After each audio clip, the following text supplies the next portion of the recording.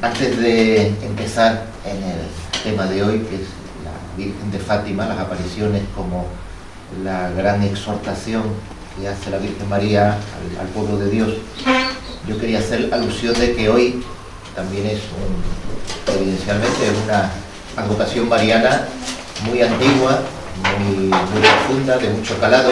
Hoy es el día de María Auxiliadora. La advocación de María Auxiliadora viene desde el siglo IV de nuestra historia cristiana, desde el siglo IV. Y aunque hay que reconocer que desde el siglo XIX hasta ahora ha sido la familia salesiana, sobre todo la que más ha promovido la devoción a María Auxiliadora, pero en justicia hay que recordar que es una advocación muy antigua y que procede precisamente de la voz de la Iglesia que clama a la Virgen para que auxilie, para que nos auxilie a los cristianos, para que nos auxilie del enemigo, nos auxilie del diablo, nos auxilie del pecado, nos auxilie también de los enemigos de la Iglesia. Bajo la advocación de María Auxiliadora, su santidad el Papa, antes de la batalla de Lepanto, pues acudió a María Santísima, que de ahí luego vino la advocación de la Virgen del Rosario, pero por así decirlo, el Santo Padre eleva su petición a la Virgen María como María Auxiliadora. Bueno, pues dicho esto, entrando ya en el tema, el título de la conferencia de hoy, en el cual, bueno, pues también me siento pues muy contento de estar hoy aquí, en el Círculo Carlista Virgen de los Reyes, pues es la primera vez que doy una conferencia en este local con todos vosotros. Yo he querido titularla como la mayor exhortación de la Virgen María, porque a lo largo de la historia pues han sido muchas veces las que la Virgen María pues ha querido, desde su maternal protección y cariño hacia todos nosotros, hacerse presente aquí en la tierra, en algunos lugares concretos, señalados, a veces para, bueno, pues transmitirnos un mensaje profético, a veces para apuntalar un dogma de fe, como fue el caso de Lourdes con la Inmaculada Concepción, a veces también, bueno, pues para avisarnos, para animarnos, para fortalecer la misión y el apostolado, como sucedió en el Pilar, cuando en carne mortal pues apareció al apóstol Santiago a las orillas del Ebro. Pero el caso de Fátima tiene, desde mi punto de vista, la particularidad de ser una aparición profundamente exhortativa. Y yo quiero llamar la atención sobre que quizá la atención, valga la redundancia, ¿no?, la atención que a veces se le ha dado o que se le puede dar a las apariciones de Fátima va por aquellos signos o aquellos eventos que, siendo llamativos, desde mi punto de vista, no son los importantes.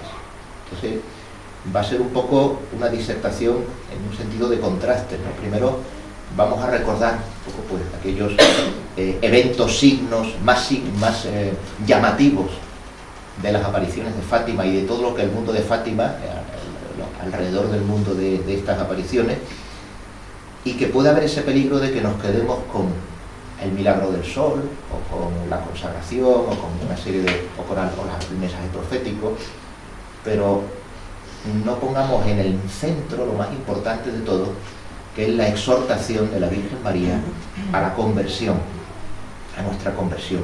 Eso es lo más importante de todo. La Virgen María no baja desde el cielo para hacer un milagro y que le baile el sol, ¿no? Eso sucede para que la gente crea, pero para que la gente crea en el mensaje fundamental, que es la llamada a la conversión. Pues eso es el mensaje principal que quiero trasladar en esta conferencia. Cuando vayamos a Fátima, cuando acudamos, cuando pensemos en Fátima, desde la devoción mariana, que seguro que todos los que estamos aquí tenemos, que el centro es la llamada a nuestra conversión, a la nuestra, a la de cada uno de nosotros. El diablo es muy astuto y a veces utiliza elementos buenos, pero desordenadamente, para que nos olvidemos de lo fundamental. Y podemos estar pensando mucho en que el mundo tiene que convertirse, y a lo mejor nosotros pues no nos esforzamos tanto en nuestra propia conversión. Y podemos llegar a creer que toda la energía tiene que ir encaminada a que termine la crisis de la Iglesia, a que el mundo se convierta, a que Rusia se iba a convertir, todo eso, pero eso no es lo más importante. Lo más importante es la exhortación que hace al corazón y a la conciencia de cada uno de nosotros. Bueno, cuando pensamos en Fátima, en las apariciones de la Virgen de Fátima, pues entonces sí, se nos viene enseguida a la cabeza, por los que ya están más versados, ¿no? Bueno, la cronología de las apariciones, del 13 de mayo al 13 de octubre, y sobre todo el gran milagro, el milagro del sol. El sol da vueltas, el 13 de octubre, un milagro que está documentado en un periódico de izquierda liberal portuguesa, los séculos, ¿sí? Que no hay duda que eso sucedió, está documentado, que hubo un fenómeno meteorológico inexplicable, un milagro. La gente veía bailar el sol y no se le quemaba la vista, y no sucedió nada malo, hubo un milagro. Ese milagro lo único que nos lleva es a reconocer el poder que Dios tiene sobre los elementos de la naturaleza. Está. Pero eso no es lo más importante. Hubo un milagro, sí, para que se lo pidieron los niños, para que la gente crea. El milagro es un medio para llegar al fin, y el fin es, insisto, y lo diré repetidas veces a lo largo de la conferencia, la conversión de los corazones, la conversión de las almas, la salvación, que es lo que la Virgen quiere para nosotros. Por eso mostró el infierno a estos tres videntes, a Lucía, Francisco y Jacinta, ¿no? Porque la Virgen María, como madre que es nuestra, lo que quiere es nuestra salvación, el milagro. Cuando pensamos en Fátima, sí, nos viene en ese momento a la memoria pues ese milagro del 13 de octubre, el sol dando vueltas. Vémonos siempre lo extraordinario, lo extraordinario. Lo extraordinario no es lo importante es lo de cada día. Y como lo extraordinario es bonito y atrae, pues a veces podemos y caemos en esa tentación. Nos quedamos con lo extraordinario y nos olvidamos de lo más importante. Bien. Podemos pensar también, cuando reflexionamos sobre las apariciones de la Virgen María en Fátima, pues sobre el gran misterio de la tercera parte del secreto, o el tercer secreto, o la tercera parte del secreto de Fátima. Y si se habrá dicho completamente, si se reduce solo a ese atentado contra el Papa San Juan Pablo II, todo lo que hay alrededor, si realmente la Iglesia, a través de su jerarquía, ha revelado toda esa tercera parte del tercer secreto. Bueno, bien, ¿está dentro de nuestra potestad eso? ¿No está en nuestra potestad? Entonces, personalmente creo que no tiene sentido hacer cábala sobre ello. Porque lo que sí está claro es que la Virgen María revela un mensaje muy importante, y eso sí lo hace a tres niños que están en edad de primera comunión. De hoy día se hace la primera comunión con 9 años, entonces se hacía un poquito antes, con 7, 8, bueno, creo que es eso, niños pequeños. La Virgen María, cuando revela un mensaje, pues no lo hace para que nosotros teoricemos, analicemos y todo eso, sino simplemente para que sea revelado. Si no ha sido revelado del todo, pues la responsabilidad será de aquellos que tenían que haberlo hecho. Pero nosotros no entremos en ello. Eso no es lo más importante sobre Fátima. También añado, cuando estamos pensando y reflexionando sobre las apariciones de Fátima, pues creo que algunos sabéis, porque hoy día a través de las redes sociales, bueno, todo se extiende, se hace viral, como se dice, se hace una noticia, ya sea verdadera, falsa, fake, lo que sea, enseguida se va creciendo, ¿no? Entonces también algunas personas a mí han acudido pues, a preguntarme sobre mi opinión, padre, pues sobre Fátima. ¿Será verdad que la hermana Lucía murió muchos años antes y luego la monja que aparece luego será la otra Lucía? Eso aparece también en las redes sociales, el misterio de las dos Lucías. Si la Lucía real murió en los años 40, 50 o 60 y luego pues hubo otra monja que por el voto de obediencia tuvo que hacerse pasar. Bien, también eso está extendido. Y lamentablemente eso, sea o no sea cierto, que no voy a entrar en ello, pero eso no es lo más importante. Y también se nos puede ir la atención en esa dirección, por eso voy al contraste, y olvidarnos de que lo fundamental es la llamada a la conversión. Sea lo que sea, al final, eso nos lo dice la Biblia del Antiguo y Nuevo Testamento, todo será descubierto, todo. Todas las mentiras serán descubiertas, diga quien las diga. Así que nos quedamos tan tranquilos y con paz interior. La mentira siempre acaba siendo derrotada. El diablo es el padre de la mentira. Padre, ¿y cuándo sabremos la verdad? Bueno, a lo mejor lo sabremos en la otra vida. No importa. No importa. Bien. Cuando pensamos en Fátima también, pues yendo también a una cronología histórica, pues también nos aparece el aviso que hace la Virgen María de que si no nos convertimos, se lo dijo a los niños en los años de la Primera Guerra Mundial, al final de la Primera Guerra Mundial, si no hay una conversión general de las conciencias, si Rusia no es consagrada al corazón inmaculado de la Virgen María, vendrá una guerra peor. Y vino la guerra peor. Habrá una señal en el cielo, la aurora boreal del 25 de enero de 1938, esa fue la señal en el cielo, eso está también documentado, y dio paso a otra guerra todavía peor que la Primera Guerra Mundial. La Segunda Guerra Mundial fue el peor conflicto armado, ya por niveles ya de universalidad, y evidentemente, por desgracia, se cumplió aquel aviso que dio la Virgen María, que Dios no mandó esa guerra, sino que la guerra fue como consecuencia del pecado, nuestro pecado, del pecado de la humanidad, de la falta de conversión. Vamos otra vez, ¿cómo es eso, no? Si no vamos al centro, a lo fundamental que es la conversión, pues entonces vienen las consecuencias no queridas por Dios, pero pues nos ha dado el Señor una libertad a los seres humanos, y cuando hacemos mal uso de la libertad, pues entonces las consecuencias no son cosas que Dios manda, sino que nosotros las hemos acarreado con nuestro pecado. La Segunda Guerra Mundial, ¿qué duda cabe? Nadie puede dudar que fue una guerra terrible, la peor guerra que ha habido. Y no solo una guerra terrible, sino que como consecuencia de la Segunda Guerra Mundial, los valores instalados, sobre todo en Occidente y de manera especial en Europa, fueron los valores anticristianos que han dilapidado y destruido pues las bases de la civilización cristiana que había existido antes de ese conflicto.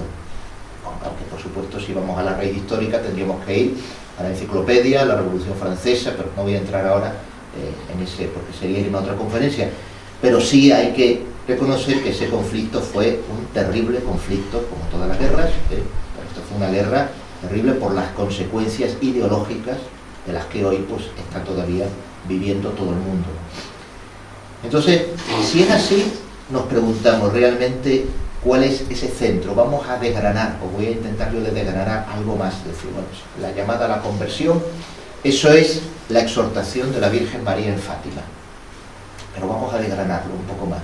Y vamos a pensar y a reflexionar sobre ello, porque creo que es lo que tiene que ser para provecho espiritual de todos nosotros y también para nuestro apostolado. Porque la exhortación de la Virgen María está muy relacionada completamente con nuestra conversión y con nuestro apostolado, con nuestra vocación al apostolado, a la misión. También, no quería y no lo olvido, también la reflexión sobre las apariciones de la Virgen de Fátima pues nos puede llevar también a preguntarnos, bueno, que por qué la consagración de Rusia al Inmaculado Corazón de María no se hizo enseguida cuando la Virgen lo pidió. Bueno, pues eso es otro de los temas brillos, temas que llaman la atención. En 1942 hubo una consagración parcial, el Papa Pío XII. Después, bueno, al final, en 1984, se hizo una consagración del mundo con mención a Rusia. Bueno, parece que pudo haber bastado, vamos a decirlo de una manera parcial. La consagración que pidió la Virgen María era expresamente de Rusia con todos los obispos católicos del mundo junto al Papa. Bien, no entramos tampoco en ello, no es de nuestra potestad tampoco. evaluarlo y mucho menos juzgarlo. Bien. Vamos a desgranar esa exhortación que hace la Virgen María en Fátima para todos nosotros. Esa exhortación tiene como centro la llamada a la conversión, pero tiene más llamadas también. Vamos a detalles concretos. Todos sabemos, creo que los que estamos aquí, que hemos leído pues, sobre la historia de las apariciones, cómo durante un año antes del 13 de mayo, que fue la primera vez que Nuestra Señora bajó del cielo, pues estos niños, Lucía, Francisco y Jacinta, recibieron las apariciones del ángel, que se identificó luego como el ángel de la guarda de Portugal. El ángel. Bien. Démonos cuenta de la exhortación que hay también en esas apariciones del ángel durante un año. Esa exhortación que nos hace Dios nuestro Señor a través de María Santísima sobre la mediación. La mediación. El sentido fundamental que tiene la mediación en la vida cristiana. Dios nuestro Señor se revela en el Antiguo Testamento, habla a través de los profetas. A través de los profetas. Cuando llega el momento de la encarnación, es el ángel, el arcángel San Gabriel, quien anuncia a la Virgen María como Madre de Dios y Madre nuestra, la criatura más excelsa que hay en el cielo y en la tierra, solamente, más que ella, solamente Dios, y ella es la Madre de Dios. Pues siendo así, Dios nuestro Señor le hace llegar ese mensaje, no de forma directa, sino a través del arcángel San Gabriel, y es la Virgen María. El sentido de la mediación, el respeto por la mediación, que hoy ha desaparecido ha desaparecido en gran parte en nuestro pueblo cristiano. Y me voy a dar algunos ejemplos concretos y nos daremos cuenta. El sentido de la mediación, que decimos a veces, ¿no? Bueno, yo me entiendo directamente con Dios, ¿no? Yo no necesito a la iglesia, yo no necesito los dogmas, yo no necesito ningún sacerdote que me dé el perdón de los pecados, porque Dios me perdona directamente. Bueno, hay muchos que dicen que no existe el pecado, no tienen ningún pecado. La mediación forma parte de esa ontología de la praxis de nuestra fe cristiana. La Virgen María baja el 13 de mayo, pero antes hay un ángel que ha ido preparando a estos niños, a estos 3 niños, 2 niñas y un niño, para prepararlos, su corazón, su conciencia, su vida, para luego recibir los mensajes de María Santísima. Así que aquí vemos ya una primera parte de la exhortación de la Virgen María.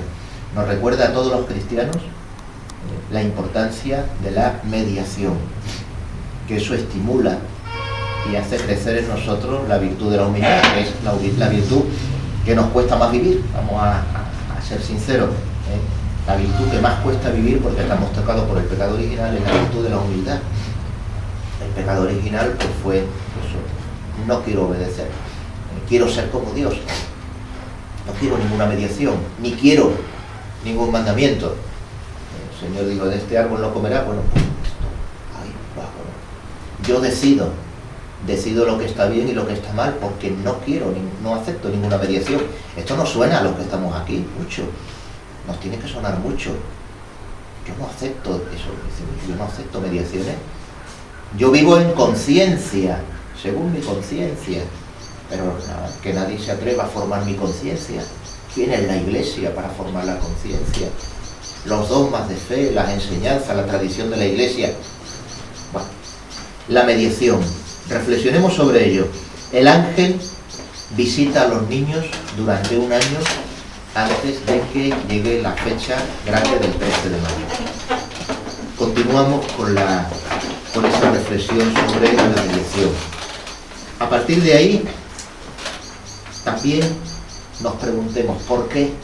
¿Por qué la Virgen María se aparece a 3 niños?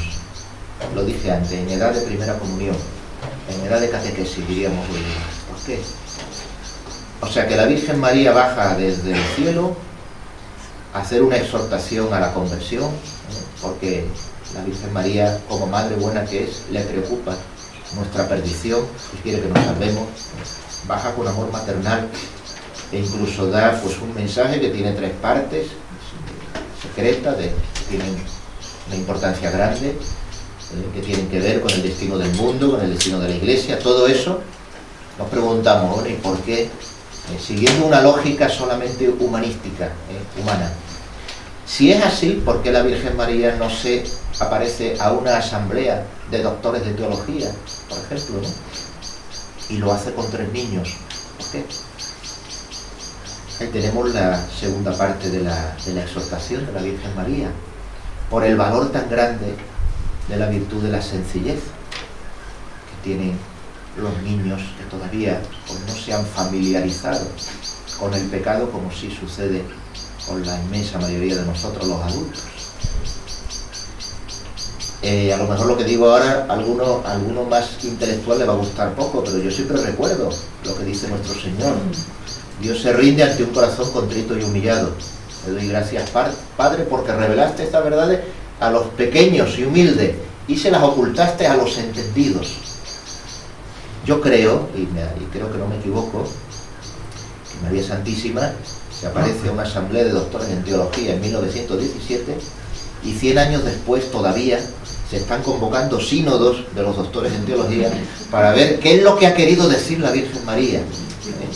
¿Cómo le hacemos que llegue a la gente respetando los signos de los tiempos y sin dañar ninguna sensibilidad?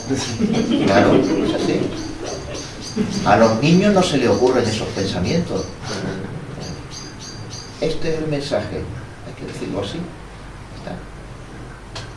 Que luego ese mensaje se oculta, se medio oculta, bueno, el niño hace lo que la Virgen le ha dicho. La verdad es que la Virgen María se revela a Lourdes a Santa Bernardita, que es la otra niña, en Guadalupe a un adulto, sí, pero era un indio sencillo, de vida sencilla, el indio Juan Diego, que está canonizado. Hay otras apariciones que están en vías de estudio por la Iglesia, y en eso también hago un pequeño paréntesis también. Tengamos mucho cuidado en la época que vivimos, que la regla de oro es: no debemos de seguir ni de promover nada que no esté totalmente, oficialmente aprobado por la Iglesia. Sí, que será verdad, bueno, pues cuando sea. Me vienen a la mente algunas apariciones, bueno, mejor. Prudencia. Y sobre todo también, y termino con el paréntesis, por favor también, redes sociales, internet. Hay mucha gente hoy que dice que ve a la Virgen, y van por ahí, va por ahí. No, ni caso, por favor, ni caso. Porque es que hace daño, nos hace daño. Y desde luego hace daño al que lo promueve. Yo tuve noticia de una persona que había hecho una inversión en comprarse una casa a una altura determinada porque había habido alguien que había dicho en nombre de Dios que iba a venir un tsunami y se iba a cubrir la tierra en 700 metros. Eso son barbaridades. Y eso ofende a Dios mucho, porque jugamos a ser Dios. Entonces, ese tipo de cosas, ni caso. Bien. Las apariciones de Fátima están oficialmente aprobadas por la Iglesia, como las de Lourdes, como las de Guadalupe, como las del Pilar. Bien. La sencillez, la llamada, la exhortación de la Virgen María a la sencillez. Bueno, pues que la fe cristiana, enseñaba también Tomás de Kempis en la Edad Media, pues es sobre todo, sí, ¿no? La inteligencia, que la tenga tiene que explotarla, por supuesto, y la inteligencia, si nos lleva a Dios, magnífico, ¿no? Pero que lo más importante es en la fe, en la vida de la voluntad, en la vida del corazón. Entonces, enseñaba Tomás de Kempis, ¿no? Pues el misterio de la Santísima Trinidad y del amor de Dios, misterio para amar a Dios más que para intentar entenderlo, porque si Dios pudiera entrar y pudiéramos entender todos los misterios de Dios en nuestra cabeza limitada, pues ya no sería Dios. Bien. La exhortación a la sencillez. La Virgen María se aparece a los 3 niños y les da ese mensaje, niños que ya 2 de ellos ya están en los altares, Francisco y Jacinta. Y de Jacinta haré al final en el epílogo quiero hacer también una alusión, porque sus escritos son muy interesantes también, cortitos pero muy profundos. Seguimos entonces con la exhortación. Hemos hablado de la mediación, reflexionamos el sentido de la mediación, el sentido de la sencillez, el sentido de lo malo que puede ser y que es el exceso de ocio en la vida. Decía el ángel, se le aparecía a los niños, pero ¿qué hacéis aquí? Les decía, ¿qué hacéis aquí sin hacer nada? ¿Qué hacéis aquí? Orar y hacer penitencia, ¿no? Ese mensaje tiene más profundidad de lo que puede, no es algo meramente anecdótico, ¿no? Algo que también hoy es muy provechoso para nosotros. Se ha creado una civilización del ocio, sabemos, ¿no? Y sabemos que el descanso es necesario y que nuestro mismo Señor Jesucristo descansaba, y algunas veces le decía a los apóstoles, bueno, vamos aquí a descansar un rato, ¿no?, de la gente y de la predicación, y el descanso sano, ¿no? Es algo. Pero la civilización del ocio nos convierte también en personas que perdemos la sensibilidad por lo espiritual. Entonces, en esa exhortación que hace la Virgen María, a través del ángel en este caso, pues nos llama la atención de que tenemos que tener cuidado, tenemos que vigilar también cómo debe de ser nuestro descanso, nuestras aficiones que deben de ser sanas y buenas, ¿verdad? Estamos viviendo en el mundo, no se habla, en la fe cristiana no nos llama a tener una vida extraña y una vida retirada, ¿no?, como si fuéramos religiosos de clausura en medio del mundo, no es eso, ¿no? Pero saber vivirlo bien, pues, respetando la ley de Dios, una vida moral buena, con un sentido, sobre todo lleno de caridad por el prójimo, ¿no?, que es como mejor se vive el ocio y el descanso, ¿no?, pensando siempre en el bien de los demás y en el descanso de los demás. Esa exhortación también debe de ser importante para nuestra reflexión. Nos llama la Virgen María a ser personas de vida activa, de vida voluntariosa.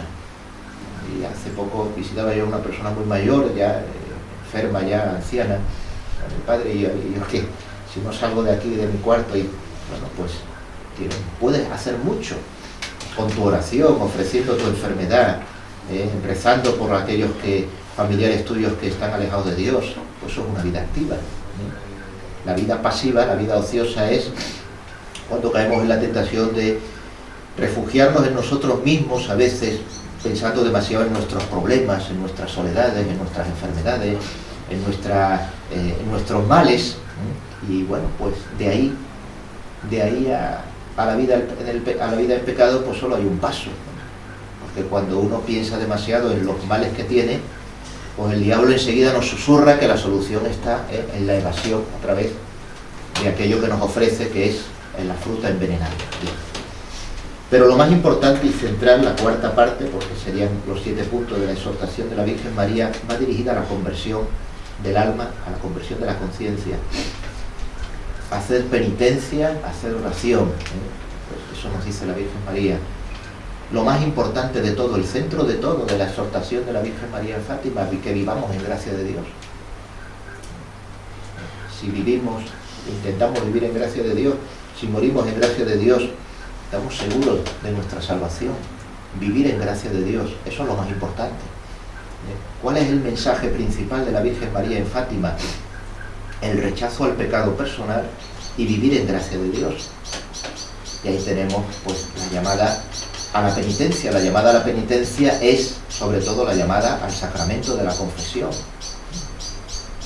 Eso, algo de nazareno, de penitente, de tal, eso es la penitencia, sí, está bien, no digo que no, pero eso no es lo más importante.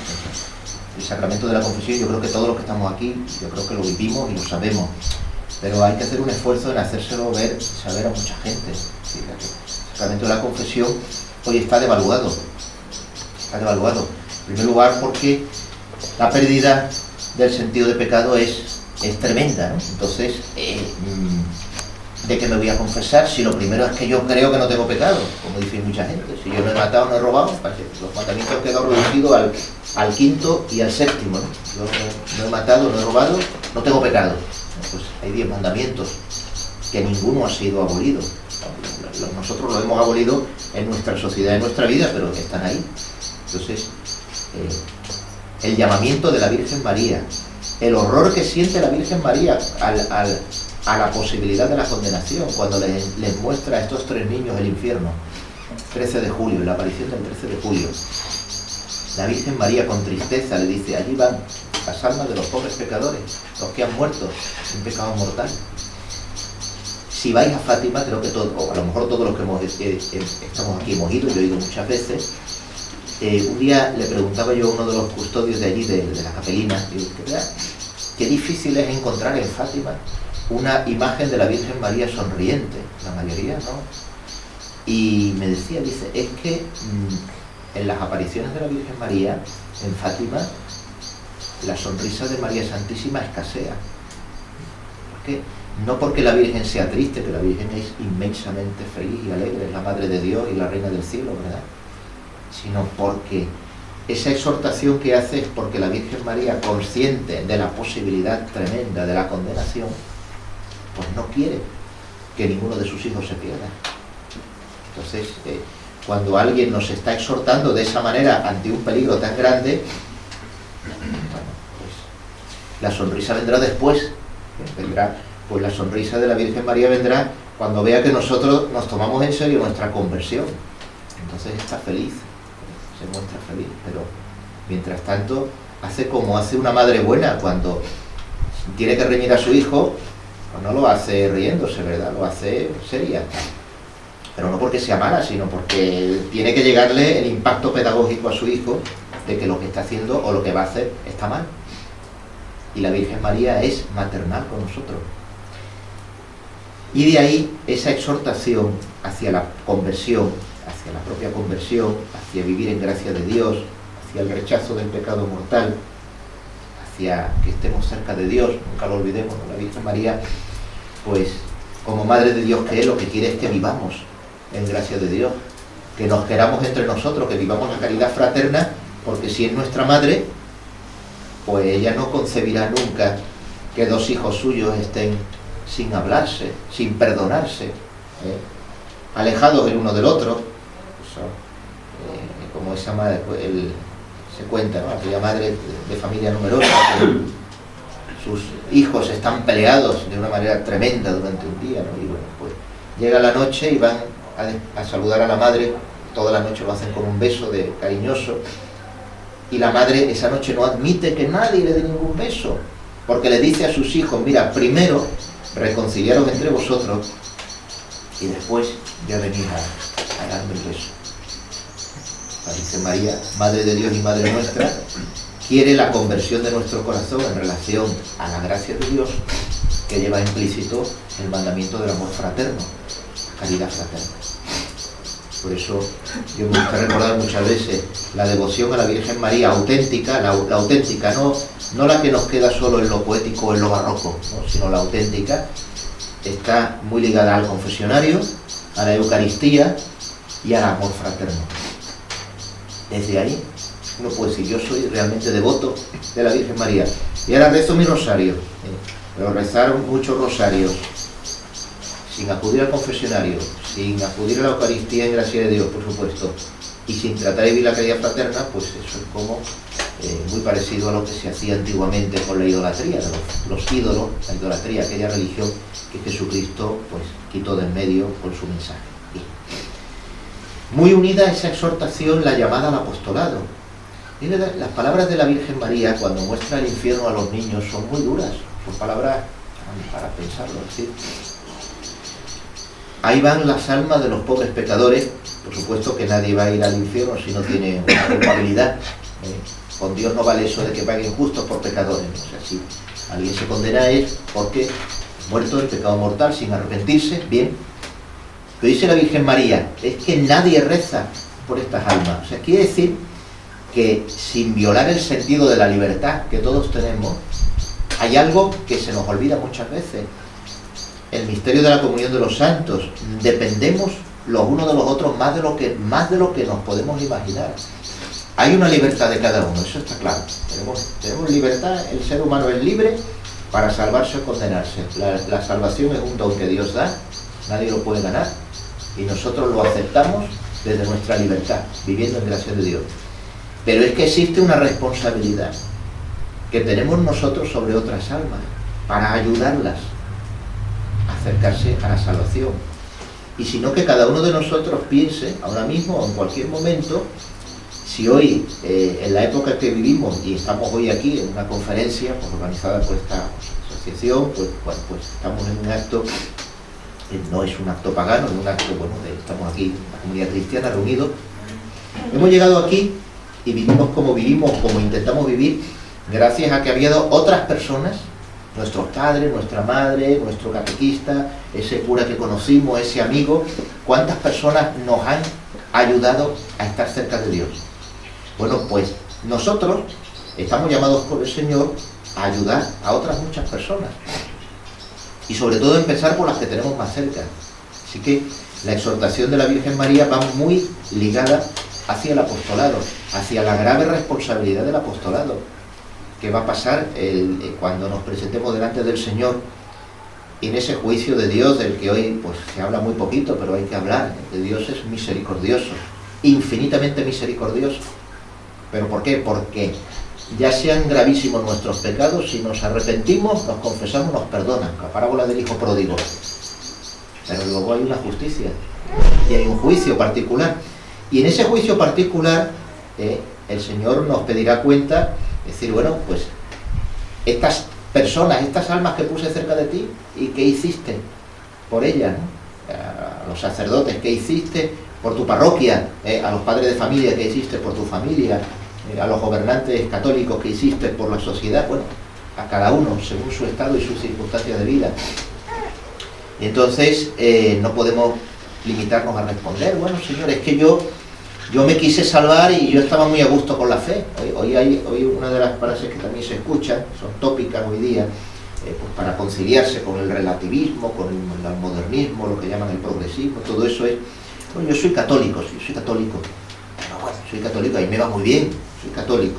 Algunos dicen a mi manera, bueno, yo digo ya, el que trata de ser católico a la única manera posible, que a la manera del Señor, de Jesucristo, ¿no? Yo soy católico, pero luego la gente, los demás, cada cual vive, busca su felicidad a su manera, así que yo no me meto.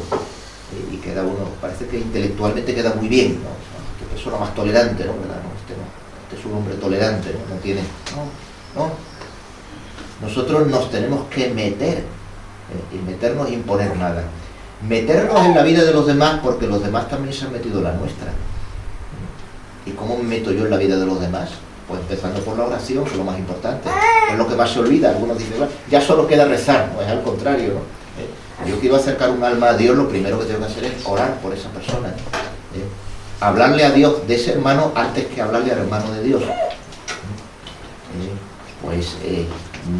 Ofrecer también algún sacrificio de los que tenga que vivir en mi vida, esa persona que me es cargante, que me cuesta saludar, ese momento de levantarme, de cumplir con mi obligación, de tener un gesto de caridad con alguien, todo eso, oración viva, ofrecerla por el apostolado, dar buen ejemplo. Bueno, pues esa parte, esa exhortación, esa parte también de la exhortación es fundamental, y la Virgen María nos lo recuerda a todos a través de esa visión del infierno. Tenemos responsabilidad con nuestros hermanos, hermanas, amigos, conocidos, que luego no se acercan a Dios, bueno, pero nosotros hemos cumplido con nuestra obligación del amor fraterno y de justicia también. Jesucristo tuvo 12 apóstoles y hubo uno que lo traicionó y luego se suicidó. ¿Tuvo la culpa Jesús? No. Pero ¿hizo Jesús todo lo posible? Sí, lo hizo ya Jesucristo, ¿no?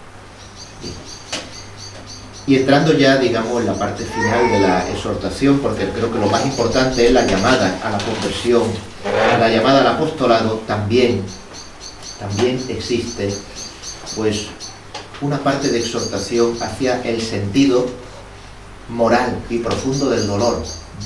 Sentido moral y profundo del dolor para el cristiano.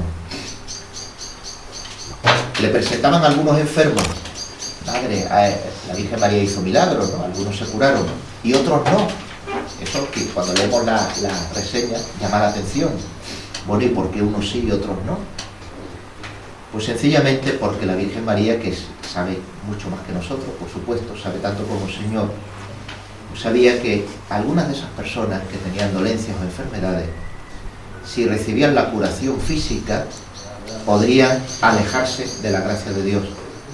Y por eso, ante el mal menor de ese sufrimiento físico, se llegaba a un bien mayor, que era la salvación de esa alma, que es lo que realmente quería la Virgen María.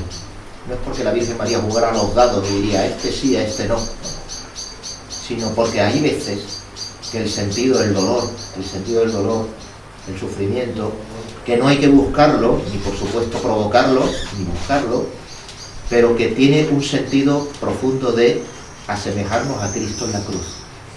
Y por eso los cristianos, pues luchando por la justicia, haciendo el bien a los demás como debemos hacerlo, procurando y cuidando nuestra salud, que hay que cuidar la salud física de uno, porque rendimos más al Señor sanos que enfermos, eso está claro.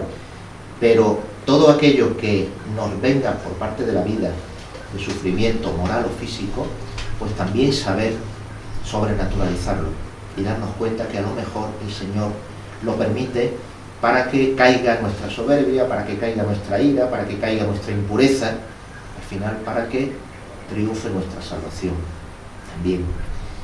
Y también, como no podía dejar de decirse en esta conferencia, la exhortación al rezo del Santo Rosario. Yo lo he querido dejar para el final. La Virgen María nos invita a rezar todos los días el Rosario. Rezar todos los días el Rosario. Podríamos pensar, bueno, pero ¿qué tiene de grande esa oración? Para que la Virgen María, el 13 de mayo, el 13 de junio, en las apariciones, lo recordara y nos lo mandara. Recemos el Rosario todos los días, por la conversión de los más pecadores, empezando por la conversión nuestra, el rezo del Rosario. Bueno, pues yo creo que eso lo tenemos todo muy claro, que la Virgen María nos exhorta al Santo Rosario. Pero yo he querido dejarlo para el final porque el mensaje principal, insisto en ello, está en esa llamada a la conversión y en esa llamada al apostolado que nos hace a todos nosotros. Que todo lo demás, todo lo que rodea al acontecimiento, al milagro, a la consagración de Rusia, a la hipótesis del tercer secreto, todo eso no nos nuble la conciencia, ni el corazón, ni la voluntad para asumir lo más importante. Y como dije que como epílogo iba a citar a Jacinta, a Santa Jacinta. Santa Jacinta recuerda en sus escritos o breves palabras, la niña murió muy poco tiempo después de las apariciones. Los que ya hemos leído la vida de los videntes sabemos que tuvo una enfermedad, igual que Francisco, y que ella, Jacinta, lo que más el Señor le tocó en su corazón era la salvación de las almas. Ella estaba muy preocupada por la salvación de las almas. Y dijo algunas cosas que merece la pena que hoy se reflexionen bastante. Dijo que los sacerdotes, hablando de nosotros, que los sacerdotes debíamos de dedicarnos solo a las cosas de Dios. Y bueno, yo recuerdo hace 10 años cuando llegó aquí nuestro actual arzobispo, el actual titular de la diócesis, don Juan José Asenjo, en la primera carta pastoral que escribió, pues dijo algo que fue muy llamativo, pero que está en esa misma línea. O sea, el principal mal de la Iglesia, y hablaba de la Iglesia, jerarquía, se refería sobre todo a nosotros, es la secularización interna que se vive en la Iglesia. Y eso es cierto, eso no hay nadie que lo puede hoy negar, secularización interna. Para los sacerdotes, esa exhortación de que hemos sido ordenados para dedicarnos a las cosas del Señor, nada más. Y que no podemos estar metidos en negocios y en empresas y en asuntos que son, bueno, pues que no que sean malos, sino que no son propios de la misión que el Señor nos ha dado. Entonces, que los sacerdotes nos dediquemos a las cosas de Dios y que los laicos, pues también con cariño, cuando sea necesario, corregirnos fraternalmente, y si es privado mejor, como dijo Jesús, pues también nos lo recuerden. Y bueno, pues en nuestra manera de actuar, en nuestra manera de vestir, en nuestra manera de identificarnos, pues somos sacerdotes, ¿verdad? Bueno, pues esa exhortación de Santa Jacinta, que ya toca en la tecla, la secularización interna, cuánto mal hace dentro de la Iglesia. Fíjanos también que el diablo les decía el padre Alfredo Sáez, argentino, decía, es el mono de Dios, ¿no? Es lo que hace Dios, pero al revés, no en vano su signo es la cruz invertida, ¿no? Entonces, Dios es la verdad, Él es la mentira, ¿no? Es siempre al revés, lo inverso, busca siempre lo inverso.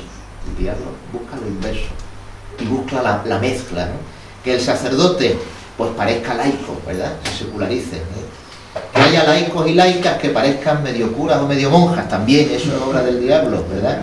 Que haya religiosas que no sabemos ya lo que parecen, ¿no? ¿Verdad? Pues todas esas mezclas son cosas del diablo. Porque lo que el Señor quiere es el orden, ¿no?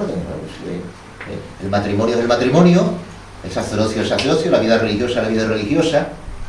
Me vais a permitir un apunte aquí también, lo voy a decir. Se lo escuché a un sacerdote colombiano, y perdón porque no recuerdo su nombre, decía, padre, decía, ¿por qué insiste usted tanto en que no se debe de comulgar en la mano? Aunque lamentablemente esté permitido, ¿no? Por un indulto, bien. Y contestó, y se lo dijo a un matrimonio, se lo dijo hablándole a él, al marido. Digo, mire usted, somos amigos, ¿verdad? Usted y su señora son amigos míos, nos llevamos bien, ¿verdad? Sí, nos llevamos bien. Dice, pero ¿a usted no le gustaría que yo tocara a su señora como la toca usted, ¿verdad? En la cama y en el dormitorio. Pues yo tampoco quiero que usted toque al Señor, porque usted no le ha ungido las manos, no porque usted sea peor o mejor que yo, sino porque no se le han ungido las manos para tocar al Señor. Y yo no he recibido el sacramento del matrimonio para tocar íntimamente a su mujer. Es un ejemplo muy bueno. ¿Por qué? Porque sí, porque es así. Entonces, bueno. ¿Es que usted se cree mejor? No, no tiene que ver. Podemos ser, ¿quién sabe quiénes somos mejores o peores? Es Dios el que nos va a juzgar a cada uno. Habrá sacerdotes muy buenos y habrá sacerdotes frívolos, seremos muy malos, muy lo que sea, pero eso no tiene nada que ver. Nos han ungido las manos para bendecir, consagrar, absolver y tocar el cuerpo de Cristo. Y un hombre y una mujer pues, han recibido un sacramento del matrimonio que se pueden tocar para el amor mutuo y para la vida. Ese es el orden que Dios ha puesto. No lo rompamos. El sacerdote que se dedique a las cosas del Señor.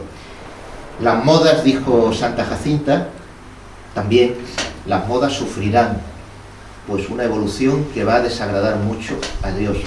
Eso no hay que comentar nada porque es más que evidente. Y los pecados que llevan más almas al infierno son los pecados de impureza, también está dicho por Santa Jacinta. En 1919-1920, ha pasado ya casi un siglo, pues también reflexionemos sobre ello. He hablado un poquito más de 40 minutos, porque mi reloj han sido 47 minutos, pido disculpas por ello, pero yo solo quería terminar, y ahora hacemos alguna pregunta para, si queréis, porque siempre se debe terminar con la mejor cita. La mejor cita es la cita de la Virgen María, cuando nos dice, no temáis, no tengáis miedo, no tengamos miedo, dijo la Virgen María, que al final mi inmaculado corazón triunfará.